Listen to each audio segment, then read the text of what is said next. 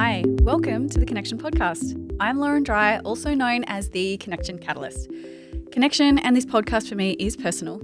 As a driven professional, I found myself an expert in all things work and business, but it was at home that I really needed clarity and ease.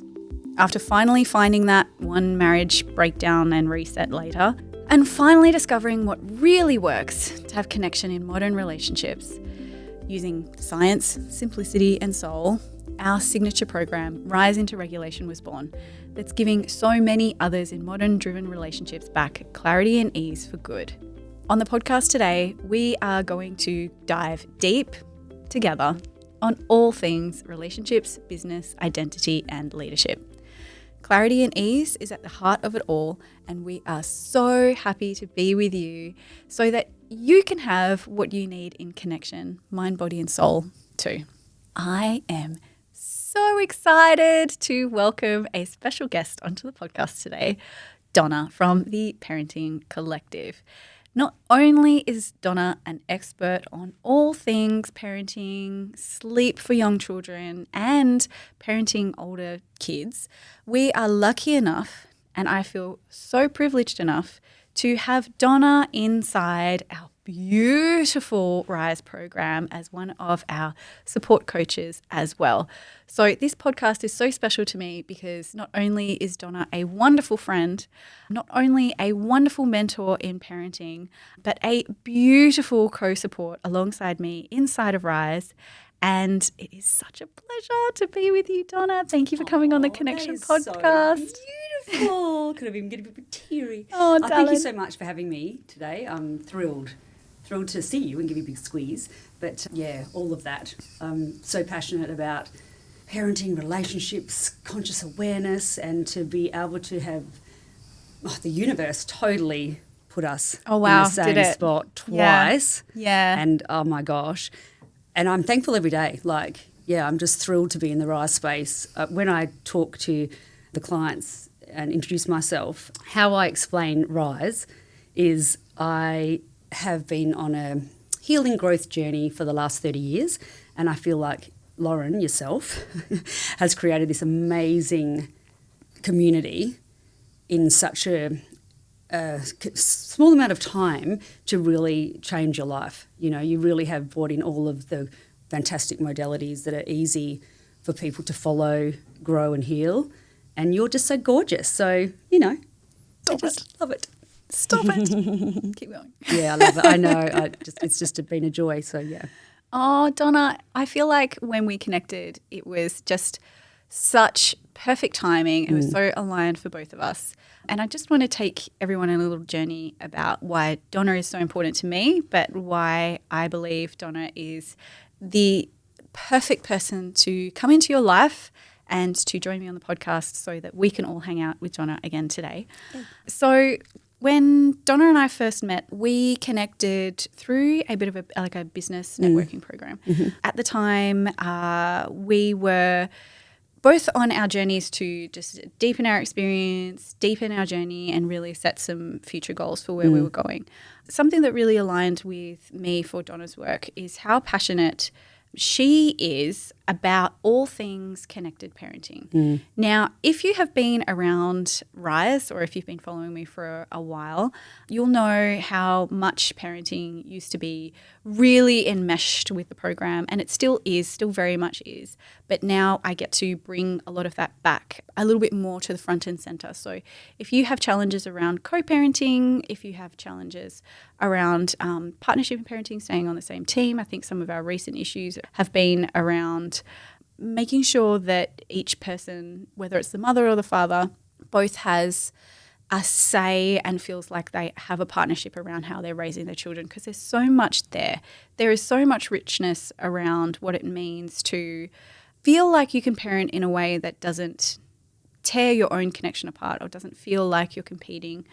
And the more that I connected with Donna, it was only by the second time that we really connected that I just felt so deeply that Donna was the perfect person that we really needed inside of Rise to add in and to flesh out that extra puzzle piece inside of Rise where we really do dive deep into parenting. But this is what Donna lives and breathes. She's a relationship and a parenting expert. And in terms of our mind, body, soul pillars, the 3 pillars that we have in Rise, Donna is just such a beautiful complement, and I'm really happy to be able to go deeper a little bit today on what it means to be a conscious parent, because I think this phrase, not only can it be very deeply misunderstood, but when it comes to conscious parenting, the understanding that I think we all need when it comes to, 1, our biggest triggers,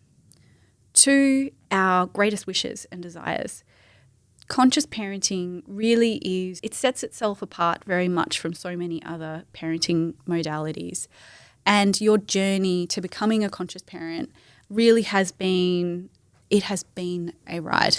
It has been a journey. And I think that the richness of your own personal experience really cannot be underestimated here. It cannot be minimized in any way, shape or form, because the vulnerability that you have with your own personal journey, but also the richness that it has given you, not only for young parents with young kids who are just starting out, but also parents of older kids who have that next level of complexity. You know, the parenting journey doesn't end, and how lucky we are that it doesn't, no matter what stage of life you're at. Right? And God forbid you've ever been in a situation where you feel distant from your child, or maybe they aren't with us anymore. We never stop being parents, and that journey of self-growth is something that's so important. So I would love to start by asking you a few questions to really simplify things for our listeners around a couple of things.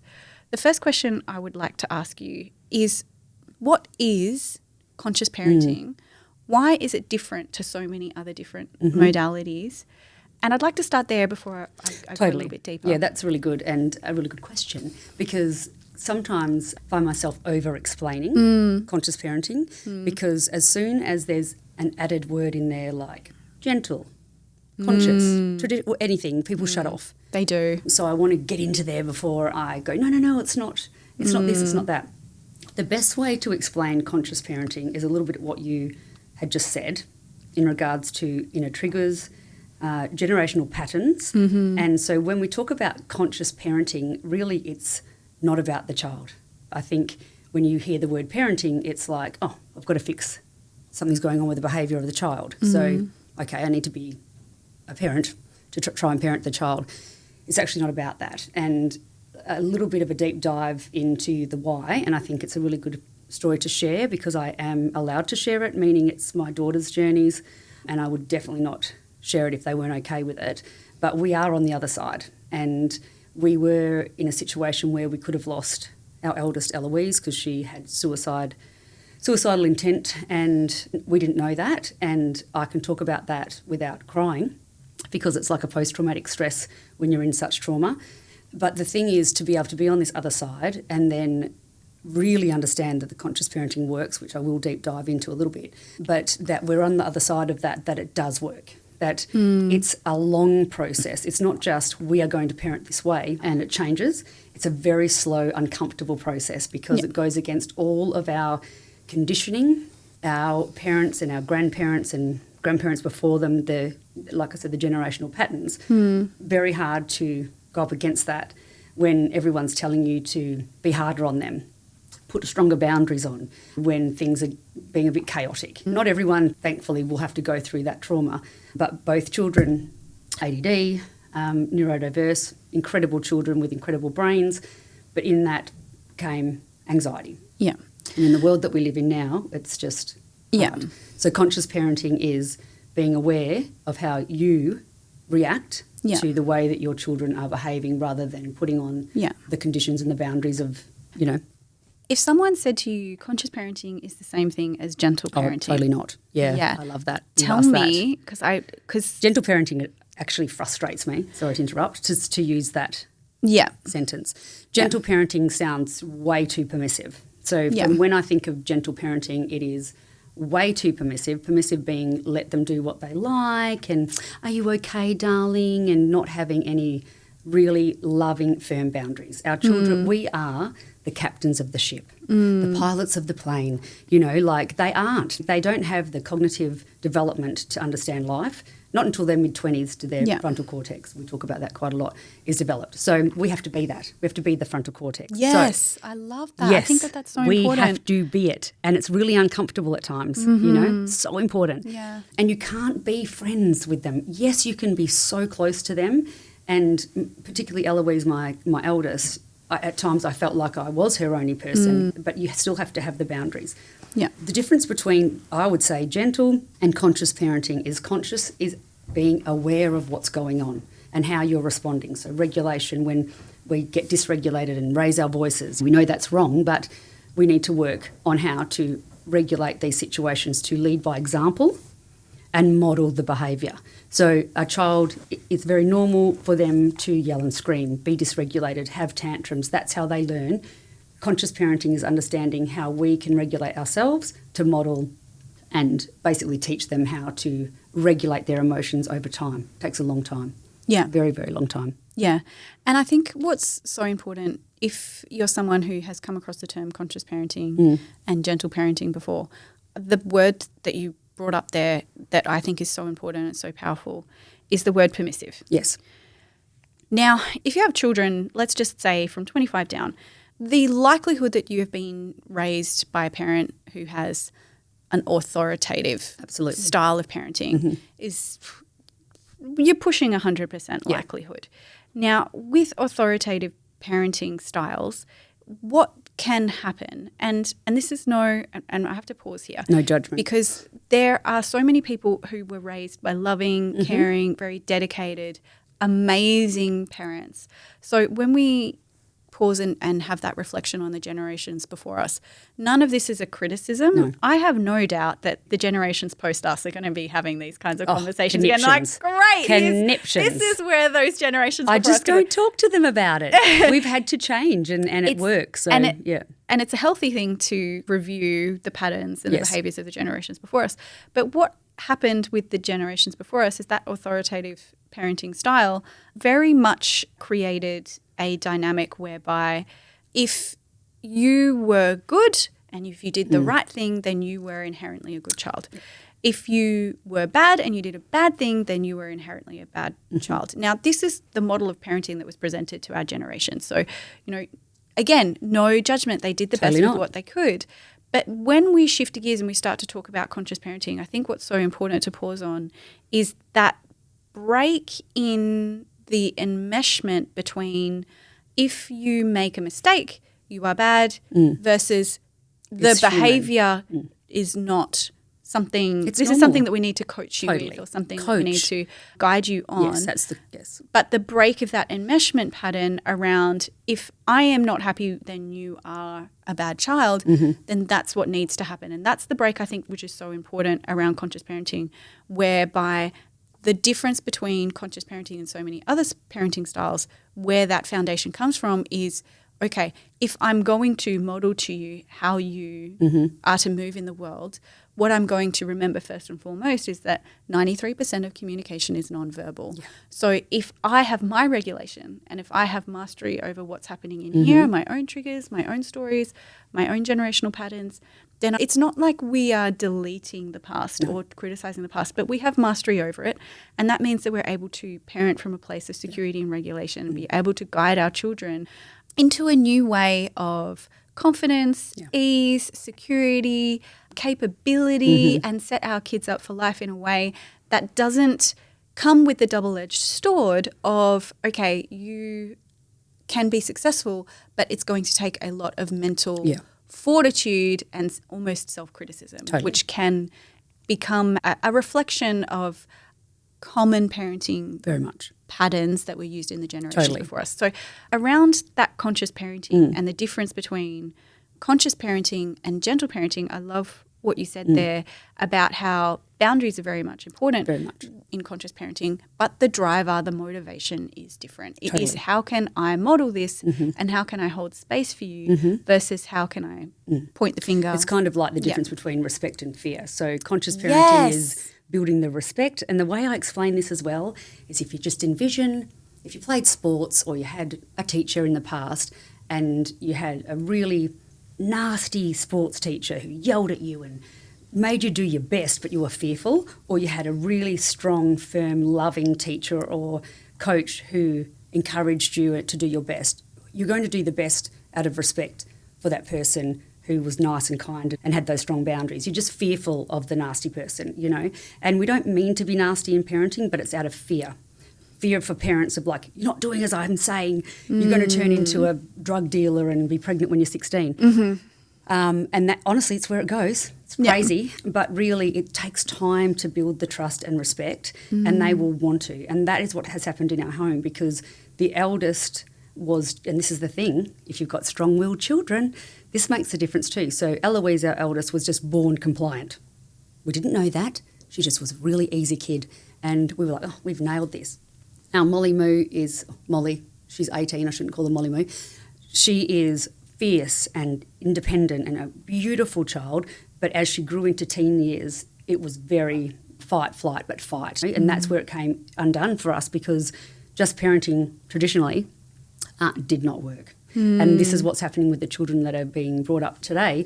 They are just more fierce, and that's okay. So we have to learn to conscious parent the harder ones, and that's tough. Yeah. Because sometimes they're not liking you, and you have to be connected when they're disconnected, and that's the tough one. That is the tough one. I resonate so much with what you said there, because I was the hard kid. Oh, so you know.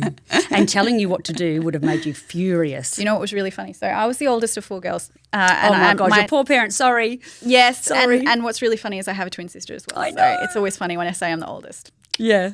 But with that, I think whether it was through birth order, personality, you know, we can argue nature versus nurture till the All cows come girls. home, and all girls.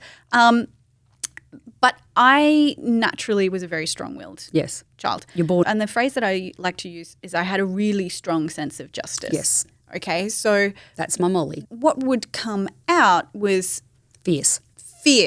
Angry. I would reach for the fight response. Totally. That would be my And go-to. I didn't I understood, because I've always been studying this and in this field for a long time, and then going through different psychologists for different children, Eloise being the fawn freeze, you know, that was probably easier to help. Molly was the fight. And I was like, one counsellor told me that, and I'm like, of course, you poor darling.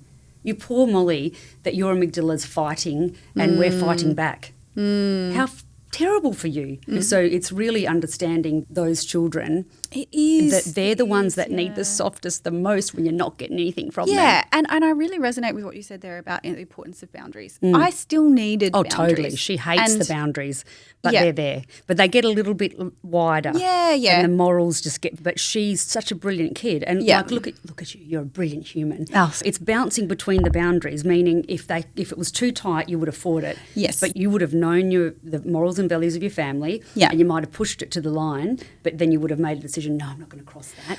I think what we underestimate about fiery children is their desire to help. Yes, and be liked. They have a strong desire. They do. The challenge is, though, that they are incredibly – you'd be surprised considering the level of passion. And my son is my passionate one. He's my – Fiery. There we go. He's my – that's there we go. That's what it was like. That's right. Yeah, totally. The mirror. Oh, there we go. And what's so interesting is our passionate children, I think we underestimate, because due to the level of passion, it seems like they're not very logic driven. Oh, totally. But actually underneath that, for a lot of very determined, fiery, fight-based children, is this extreme desire to understand, an extreme desire to make sense, an extreme desire to partner, to be able to have a sense of leadership. Oh, totally. Within their reality. Very hard when you're 14 and 15. Oh, it's even harder when worst. you're 4. Totally. And the thing and is, my with son's 7 now, but we're still. And she I feel wasn't like we're particularly stuck like we were talking about this today. She was such a beautiful, happy, cuddly kiddo, but you tell her to do something the wrong way, and so it wasn't all the time fiery, but it was when asked to do a certain thing she didn't want to, and then that just became, when you get to the teens, everything that you ask is fiery. So, and then as a parent, you're fearful, thinking, oh my gosh. But to fast forward, she's nearly 18. This conscious parenting has taken a long time. We're still in it. We're still growing. She's going to go to uni. If I had had a crystal ball 4 years ago, I would have gone, do whatever you like, sweetheart. But we were so fear-based and she was so fiery and wanting to go against us that we were scared as parents. So it comes back to the conscious awareness of like, okay. And it was actually family counselling who said when we were feeling it was at its worst and we were all getting family counselling, which would be my biggest advice if you're having troubles with children, not little kids, but in their teens, family, with husband or wife or mum and mum, dad and dad, because the dynamics get really involved with what's going on with the family. Yeah, and that family patterning. Huge, because she heard our patterns, which we hadn't really talked about. Yeah. But while just quickly with that, when it was at the worst and I was at my most nearly having a nervous breakdown time, thinking we're just failing, the psychologist said, you need to let go. And I went, pardon? She goes, let go of the reins. And I'm like, now? And she said, yeah, because she was 15 and she said, you are good parents, you have good morals, you've done your work, you need to now stand beside her and mentor rather than parent. And that was a mic drop. Yeah. Because at the time, I can see with the parents that I work with, even little toddlers, I'm like, don't make them have a shower if they don't want. And the parent's like, pardon? And it's like, yeah, don't. And honestly, I work with so many toddlers that are fiery, and if only you had this conscious parenting awareness when she was smaller, we might not have got to the levels that we did. Yeah. It works. Slow down. So let them be a bit. How would you differentiate that response? Just don't let them, if they don't want to have a shower, they don't have to shower. Totally. Differentiate that between conscious parenting and permissive parenting. Okay, so permissive, totally, and I'm working with someone at the moment, and obviously when people invest their time and money with me, they trust me, and I'm like, you can swear at me later if it doesn't work, and I would not have done this when Molly was young. I would have fought for hours to get her in that shower, and I've lived it. And then by living that, I feel guilty because as a teenager, then she was so fiery because I was fighting it all the time. So the best way to explain this is he will have a shower and it will take time. So for this little boy that I'm working with, and a new baby came and everything was a mess. The sleep, the food, every single thing that little boy could say no to, he did. And the dad was just like, I don't even know who this child is. I said, leave it with me. So for example, shower, something. He had water in his eye one time and then he just would not. And they'd been fighting all week. I said, stop. No shower. What do you mean? No bath. Nope, no bath. Okay, so you're going to flannel, you're going to do whatever till he's regulated. So then the sleep got better. So we're looking at all different things. So you don't want to fight the fight all the time, but in permissive, gentle is that I don't care. They can do what they want. But conscious is aware and conscious that we're going to take our time, we're going to slow down because that child is dysregulated and we're not going to force that. So you're encouraged. It took about a week to 10 days and I said, try and have a bath with him. Nope. Try and make it fun. Nope. We tried all of these things and then we changed the time and we just had a little bit of water in the bath for playtime that's not a bath time. He went in it. And it took about 2 weeks and he's having a bath again. So conscious parenting is not a definitive, don't care, you can do what you like. It's like, this is not working at the moment because my strong child is really dysregulated and I'm not going to fight that fight, but we're just going to slowly implement the change. So it's the same with sleep. I'm very conscious attached working with sleep. I can get all children sleeping up to 10 years of age and it's slowing it down. It's very boring for the parents and it's very frustrating because you're like, that child needs to have a shower. And I think one of the Rise clients, same thing, they came on and their older kiddo wasn't having a shower and they were really frustrated. I said, don't force it. And they're like, pardon? It's the mentality of the conditioning that we have to fix everything and be those people to make them do that. But you've got to choose your battles and you also will come round to it slowly. Yeah. And then it's a little bit their decision. So it's still guiding them, but it's led by them a little bit. I think probably the most beautiful aspect to conscious parenting is a shift in mindset from either I have to correct and fix my child or they're going to end up in jail and on the streets. My mind still goes there sometimes. Not anymore though. No, but we went to the depths of hell. I notice it. Oh my gosh, I have been to the depths of hell. Yeah. And if I could have had a crystal ball, if I had a crystal ball, I wouldn't be doing this now. And I'm so proud of myself and our family. And every day lights me up and to be in the Rise space in the future, I mean, I'm only just started. And so I had to go through that hell to know this firmly works. And I had tough. Yeah. I mean, the stories I could tell, which I won't share because they're private, was horrific, really horrific, and we didn't give up. And I'm so proud of my husband, who is his father's Tongan, so Islander background. So culturally, it is very, very authoritarian, do as I say. So his mindset had to really change too. So it's all doable, and it's hard because I've definitely been the one that has driven that. And we can deep dive into relationships too with that too. But really it is conscious and aware, bringing yourself back to, okay, we're in the moment. He's not going to be a drug addict. He's not going to be a serial killer.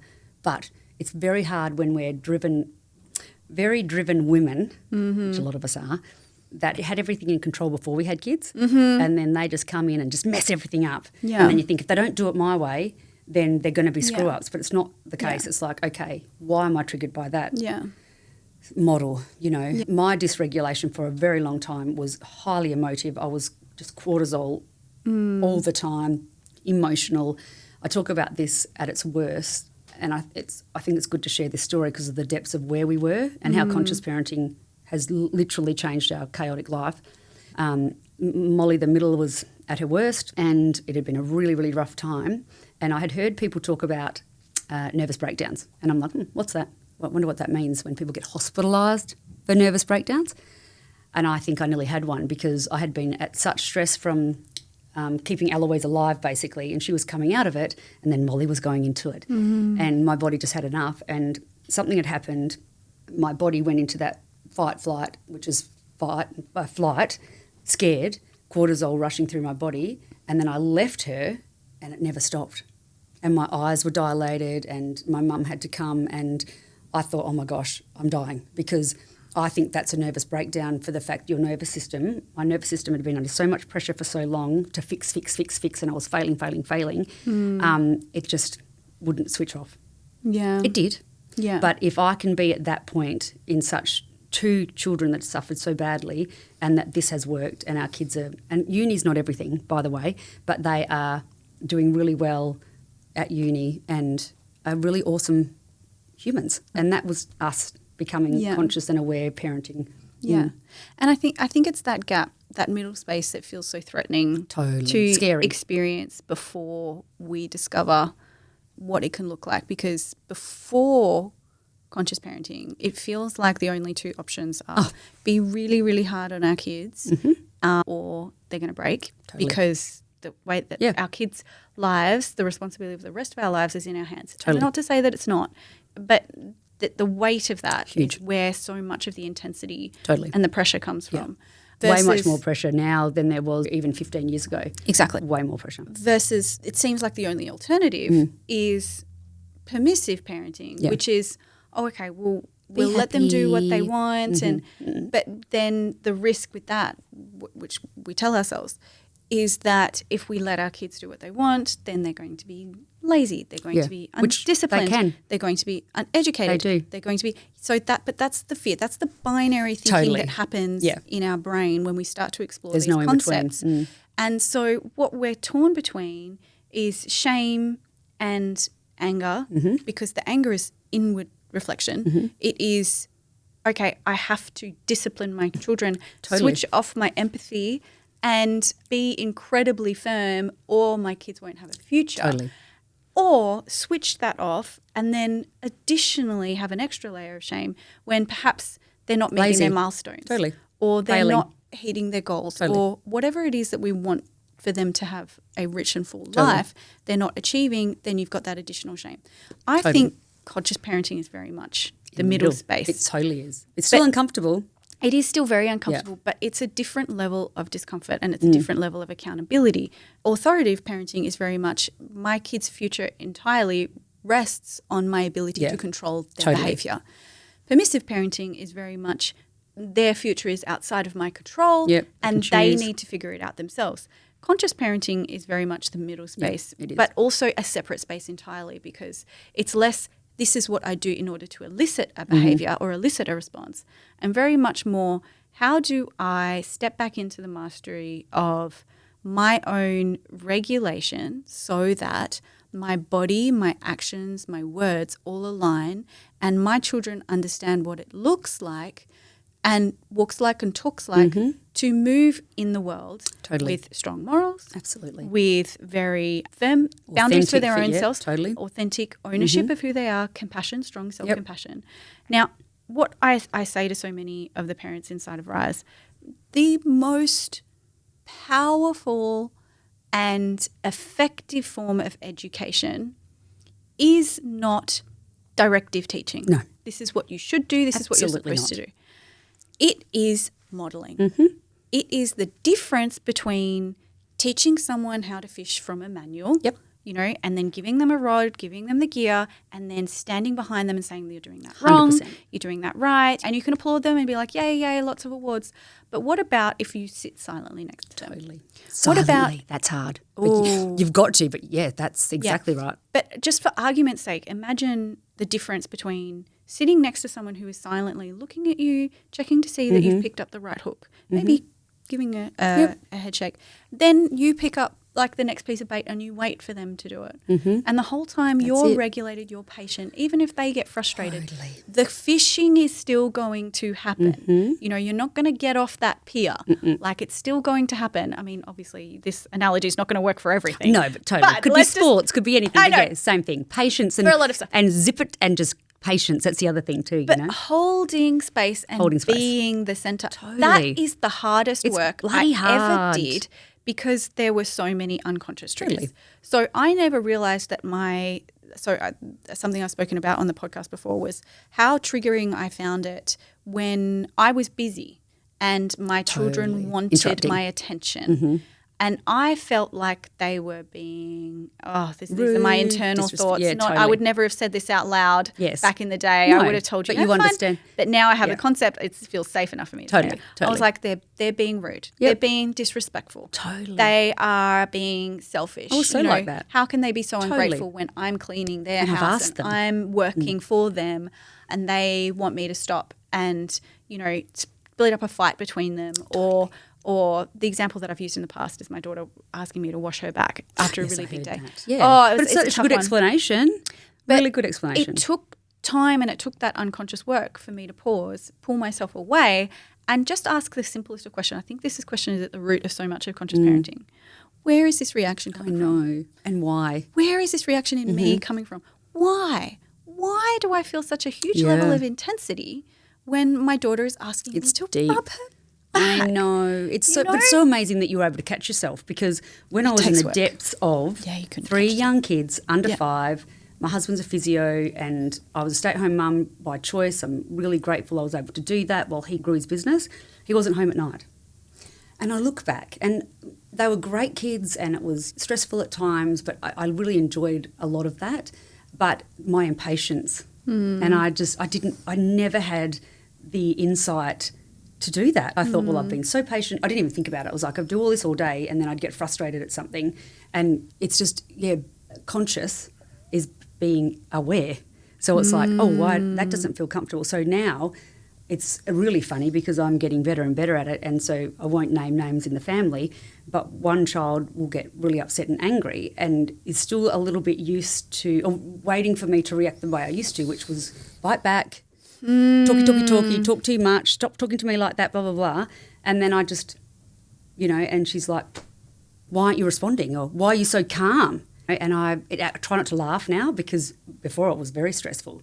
But it's incredible, the strength over time. And like I said, this has been 4 years and the change so quickly in her when I'm regulated. Oh, it's huge. It's crazy. Huge. And it gives them an opportunity to see what it looks like. Because we don't know what it looks like. We can't match it. And so often we hold our kids to these really, really beautiful standards. Totally. They are beautiful standards. Totally. But they have to know what it looks like. And if I'm getting angry and frustrated and expecting her, this again, looking at the modelling over time when she was being disrespectful as a teen or whatever, and then I would bite back or have a reaction like I did, how is she going to learn to be calm if someone speaks to her like that in the future? This is the thing, is now I can model to her, please don't speak to me like that. Yeah. I'm not going to speak to you. I'll come back to this conversation when you're not yelling at me. Whereas if I was raising my voice back or having that fight with her, that's all she knew. I wanted to ask you a question that pops up regularly, and just so we can go over that again together, because it's such a common challenge that so many parents are having before we ask them final questions. probably the most common question, and I really like to pause on this whenever I can, is around parents who have different parenting styles. This is a goodie. If you could say in just a sentence or two how you would support, or where two parents, or even one parent and the other one's maybe not on board or feeling resistant, who are feeling like that teamwork aspect of the relationship that they need in order to come on the same page and maybe begin to start conscious parenting, where would you tell this one person to begin in order to start exploring having a relationship with their children and with their partner as well that doesn't feel like someone is always pointing the finger? Yeah. I'm going to try and summarise this, but I've got a really, really great answer for that because that was my life. And working and training under Dr. Shafali, who is the founder of Conscious Parenting, she was a master at explaining this. When you're in a marriage, we actually have to expect that you're not going to be on the same page, sometimes not in the same book. Let's just expect that, surrender to that. And instead of going, oh my gosh, this person isn't doing, what we know is going to be better for the family, you lead by example for that person. So what you do is say, for example, my story, and I think typically it is the woman, I'm just generalising. Women have a different biological makeup in their brains. Men are the hunters and gatherers and women are the nurturers and looking afterers, is be that person to learn, understand the awareness of conscious parenting, which is learning about yourself and your triggers and trying to be the best version of a mother that you can be.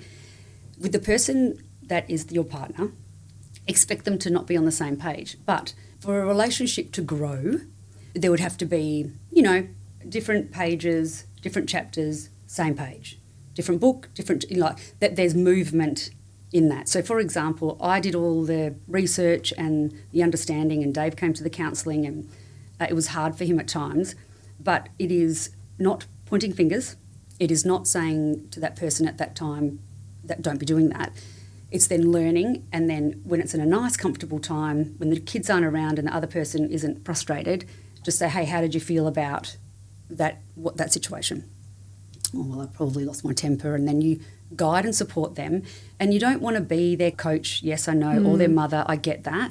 But a relationship, again, I'm so proud of us to still be together in such tough times, and it takes work.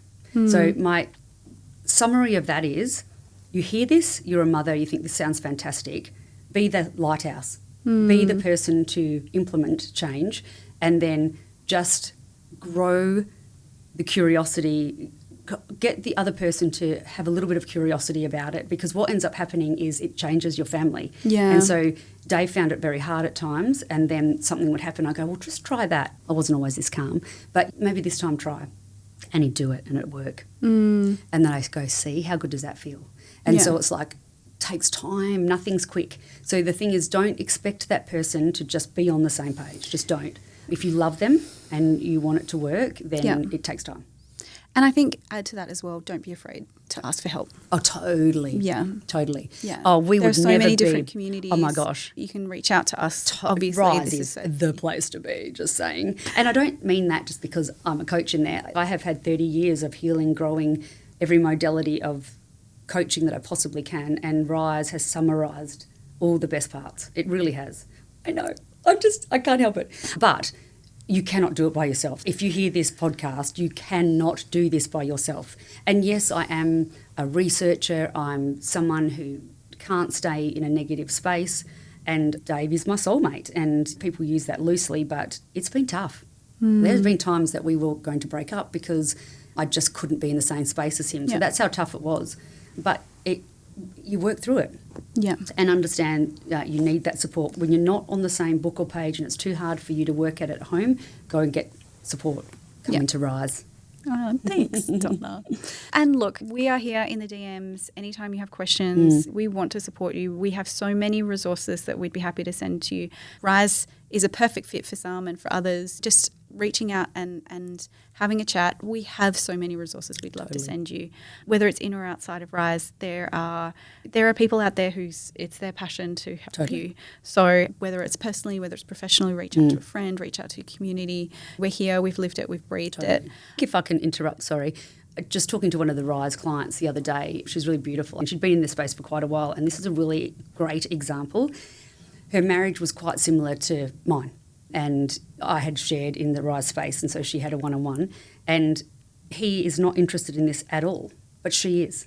And so we talked through that, and I talked through that with her, that it doesn't have to be him doing all the Rise stuff. You can definitely do little bits of this, little bit of that, of what they might be intrigued with. You don't have to both be on the same Rise page. Exactly. If you're a female or a male that hears this thinking, my partner will never do that, it doesn't matter. Be that lighthouse. And it was just such a light bulb for her, because I think we get so stuck in, and I was there at times, like, they're not doing what I'm asking.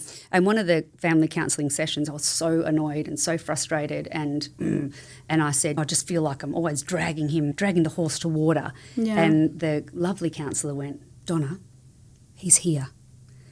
And I went, she goes, you know how many men don't come to these sessions? And that was another light, gives me goosebumps, but that was a light bulb. Yeah. Even though he wasn't showing me his expressions, because he was like, you know.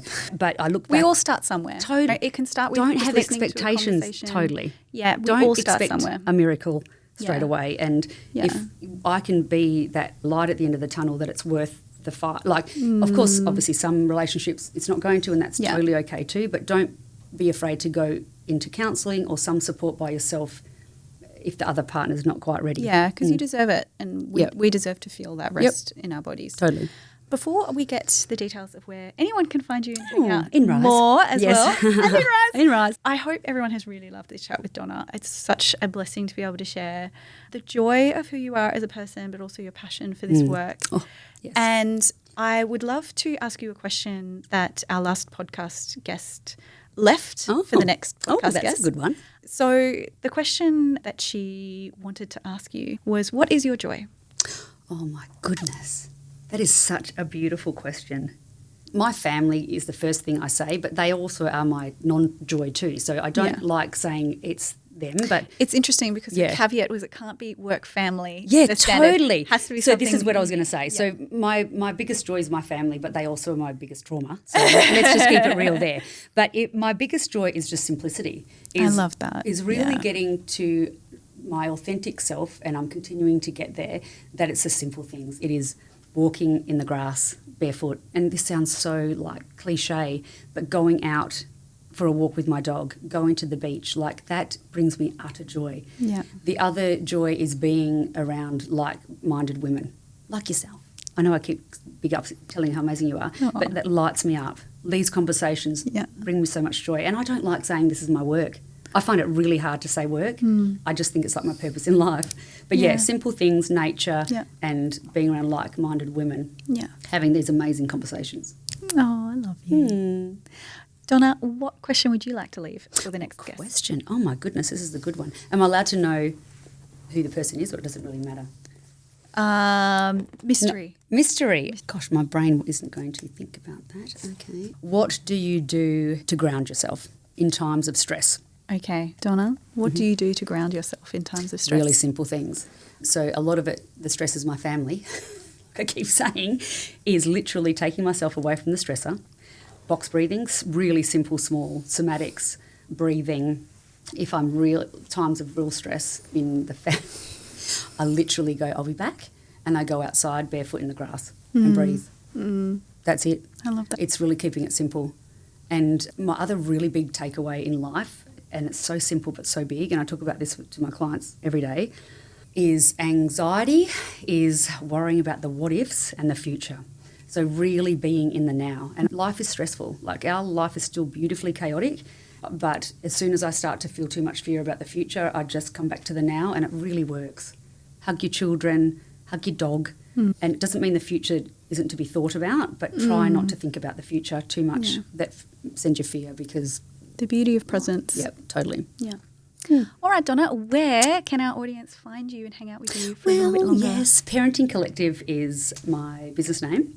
I'm on all platforms. I also have a podcast, Parenting Collective, so everywhere you can find me.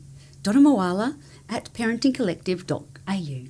I offer 15-minute free calls, and in the parenting space, in the sleep space, so relationship space, yeah. Yeah. I am so happy to be with you, Donna. And Thank you so much for having me. It's been our an honour. space and being such a beautiful part of Rise. I hope everyone enjoyed this chat as much as I did. And if you have any other questions, if you'd like to go a little bit deeper, if you'd like any additional resources, come and hang out with us. Come and hang out with Donna. We are so happy to be with you. Totally. And we will see you again soon. Thank you.